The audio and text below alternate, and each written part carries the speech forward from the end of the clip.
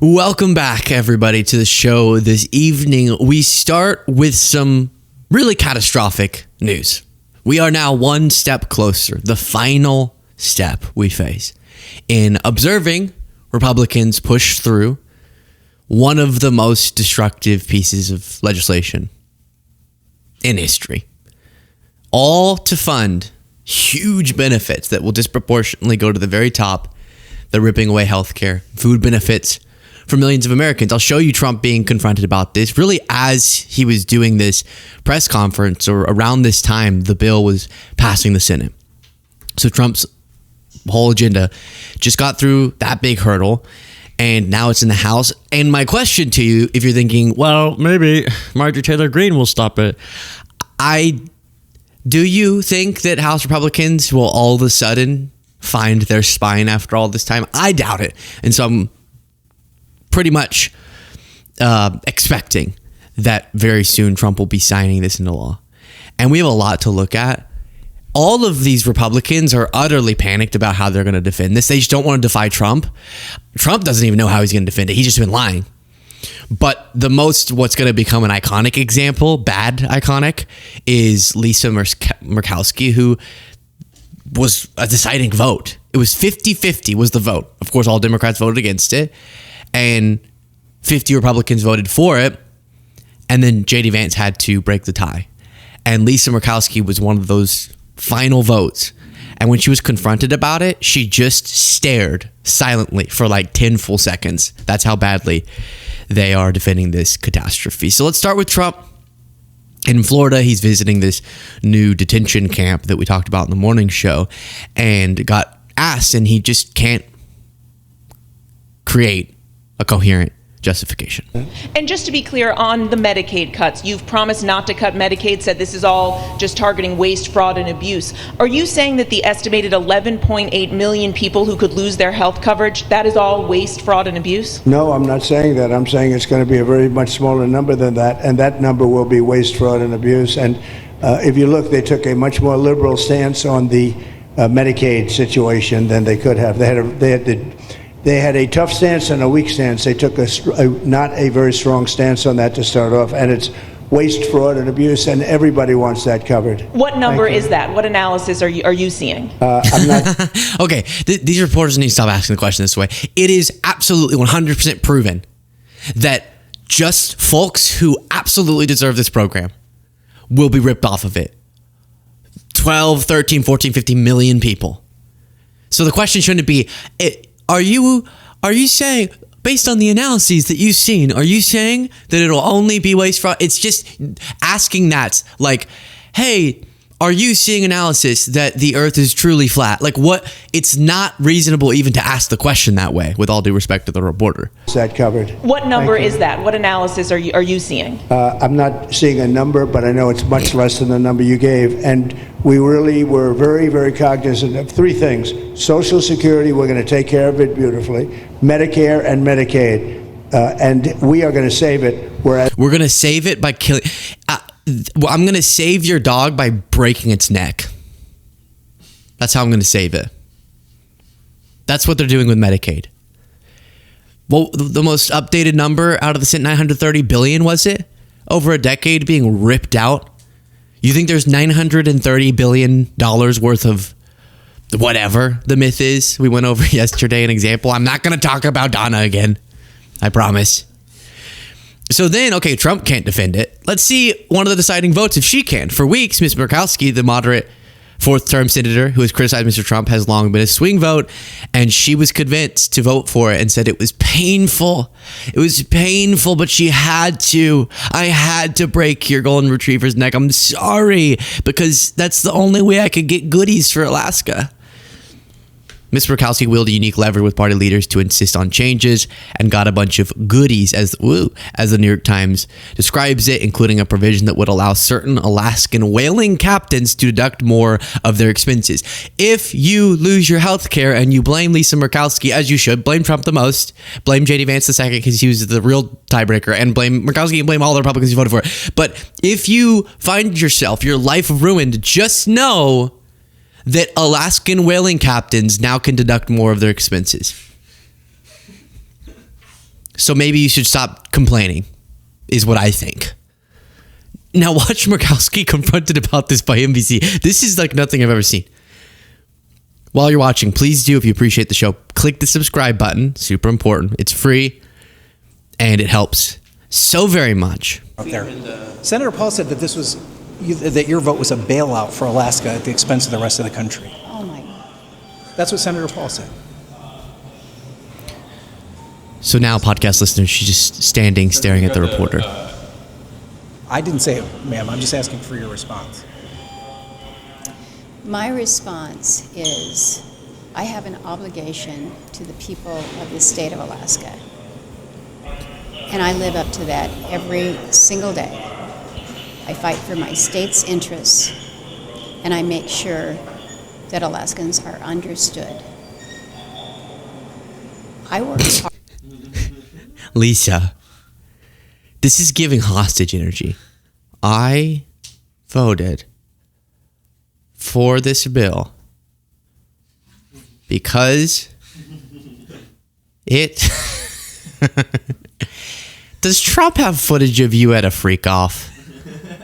Lisa, are you being blackmailed? Blink twice if you're being blackmailed. Oh no, she didn't blink at all. Her eyes were wide open. Her eyes were wide open during this. She just death stare. And I think the headline from this New York Times piece was Murkowski cast decisive vote, making quote unquote agonizing choice. So here would be her argument. It's a terrible bill. She admits it's terrible. It's agonizing. She's agonized, but the whaling captains need their extra expenses deducted, which if you're a whaling captain, I love that for you.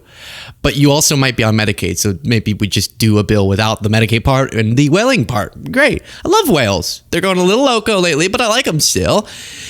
But she would say it was going to pass. I might as well vote for it so that I can use that leverage to get provisions that benefit Alaskans, even though Alaskans will be hurt by the bill too. But that's not true, because it's not like, well, they wanted my vote, it was going to pass anyways, and they agreed to give me some goodies if I gave my name to voting for it. No, it wouldn't have passed without her. It would not have passed without her and the other 49 and JD Vance. So she could have just killed the bill and then advocated in some future version of it for whatever the heck it is that she wanted. This is the same Lisa Murkowski who we recently looked at going, people say that Trump's authoritarian, and I think my question is it authoritarian? Is it Trump being Trump? And the way I see it is he definitely is doing authoritarian things. But is he authoritarian? That's tough. I can't say that he's authoritarian. Imagine if I actually Morse code did something with my eyes. That would be epic. I don't know Morse code. Don't look into it too much. I might have said something very strange. Then here's an economist, Justin Wolfer is one of our faves here, summing up this bill. It concerns me because the starting point already is very, very bad. The budget deficit in the United States is higher than at any point in our history until the financial crisis. And then we had the twin crises of the global financial crisis and COVID that really blew things out of the water. But it's currently at a level that our parents had never heard of. And then this bill will add to the deficit quite substantially. What worries me as a person, not just an economist, is the outright dishonesty about what's going on.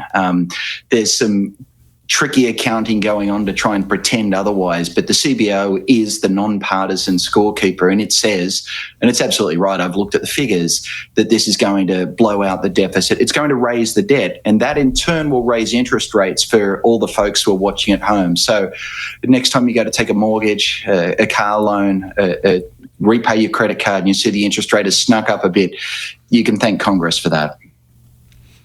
So what do we... In a moment like this, what do we do?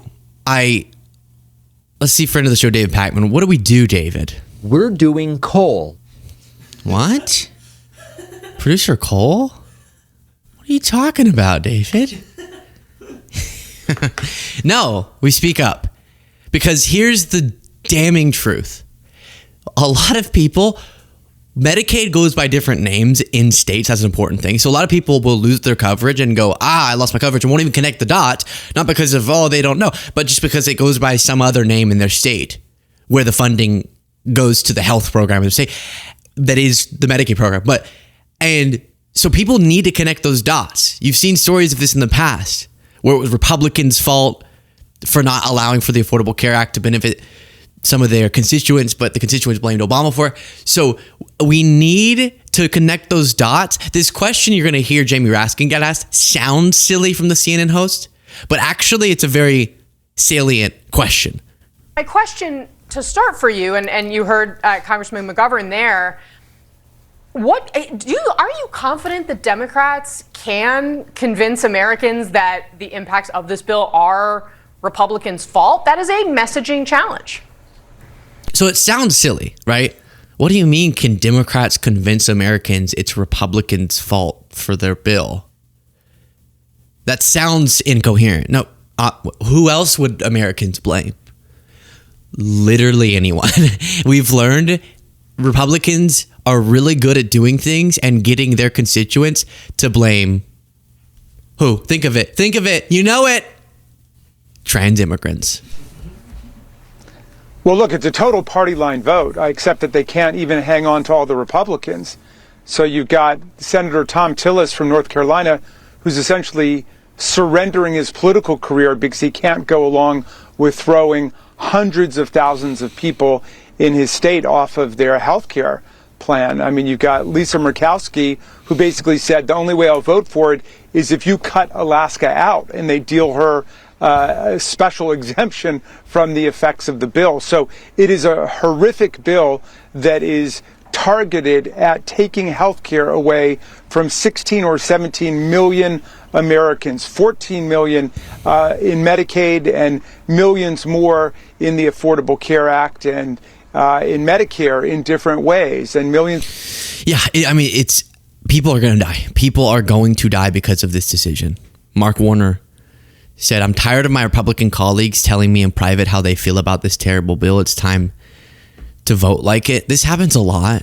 You'll hear Democrat. I get you can't reveal private conversations or whatever, but you'll hear people go, all the Republicans acknowledge this is crazy. Sort of like that moment that Liz Cheney recounted where she heard someone while they were voting to deny the election results. The person go, what we do for Orange Jesus? And it adds a layer to it, because like sometimes I'll hear Robert F. Kennedy Jr. talk about, I just can't. I started doing heroin when I went to the top of my class. Sometimes I'll hear him talk about stuff like that, and I'll think he believes some of what he's saying. He also lies in service of what he believes, but he believes a lot of the wrong things that he believes, and you can tell. And that's bad. So it's like, I think you actually just don't understand the science about vaccines. So listen, I'm being nice. You are an idiot. I believe you. So just to lay that out. But that's bad still. You are responsible for not being an idiot. Kind of. I started doing heroin when I went to the top of my class. And so you need to inform yourself if you're going to be in such an important position of power. So you can still blame people even if they genuinely believe bad things. Like Marjorie Greene believes a lot of genuinely bad things. And I think she... Kiss my ass. There we go. And I think she says crazy stuff and believes it. Still bad. And they have responsibility. There is an extra layer of rage I have for people who admit privately this bill is going to be devastating and they vote for it because they're more scared of Trump than they are of their voters. Greg Sargent said, not that anyone cares, but now that J.D. Vance has cast the tie-breaking vote for $1 trillion in Medicaid cuts, I'm re-upping these Vance quotes from 2017 in which he flatly declared that cuts like these betray Trumpism's promises to the working class. This was last time Trump was pushing, in that case, he didn't succeed, but pushing to rip millions of people off their health care.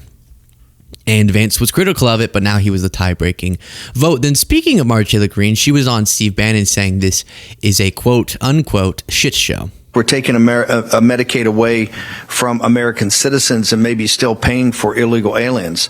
Is the House going to rubber stamp this? Is it going to be like a 24-hour turnaround, ma'am? I cannot imagine. No, I can't imagine they have the vote. There's no way that Johnson has the votes in the House for this. We're supposed to be back Wednesday morning to start voting at 9 a.m. I think that is not realistic. I just don't see how that's possible. So this is, I think it's far from over. It is really a dire situation. We're on a time clock that's been really set on us, so we have a lot of pressure. And then also given the fact that there's 435 members of Congress, and it's hard for us to get to an agreement on anything. So this whole thing is, I don't know what to call it. It's a show. And I'm sorry for saying that. I know we're not supposed to say that on the air, but that's truly what it is. She's going to vote for it. She's going to vote for absolutely. She voted for the first time. Her only stipulation was that she didn't like the AI provision. I didn't like it either. And that got taken out in the Senate. I should update you. In part because of Marjorie's pressure, so whatever, credit. But she's going to end up voting for this bill. That's my prediction. This visual gives you a sense of the difference of all of the independent and nonpartisan and different institutions that are estimating the growth that will be generated by this bill. Because the argument from them on the debt is, no, if the economy grows so significantly, they're estimating 5% change. Oh gosh. If it grows so substantially, then that extra wealth, even if taxed at a lower rate, will bring in more revenue. And in some cases, that can happen. If there's taxes that are too high, you lower them, and that gives people more innovative, prosperous endeavors or whatever. And then the economy grows more, and then you bring in more revenue, even with a lower rate. That can happen. That's not going to happen here to the degree they think that it is. We saw it fail the first time Trump tried this trickle-down economics approach. And so they're saying, well, yeah, it looks like this is going to add $3 trillion to the debt over a decade, but that's because they aren't taking into account how much the economy is going to grow during that time because of the bill. But look at the difference between what the White House's estimation is of the growth, and I'm only smiling and laughing so that I don't just start killing puppies. I don't know. I keep saying that. You're going to think, does Luke have a problem with dogs? Is he like Trump? Kill him like a dog. It's so gross. Got killed dead like a dog. No, I don't have a hatred of dogs. I just think it's the most provocative example. I'm going to be too angry, so I just have to sort of, this is crazy. So podcast listeners, big difference is how I would describe it.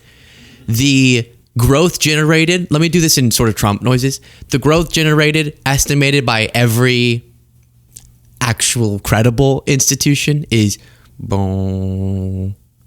The growth generated, according to the White House, in their estimation is bing, boom. So very different. Look at that. No one's even in their orbit. So we're supposed to trust. Give me a joke. Yeah, that this is not a joke and that it's very serious. I don't believe it. And you know what I told him, Mr. President? I said, Scooter, there are only two things I have to do in this world. Be cool and die. Share your thoughts in the comments.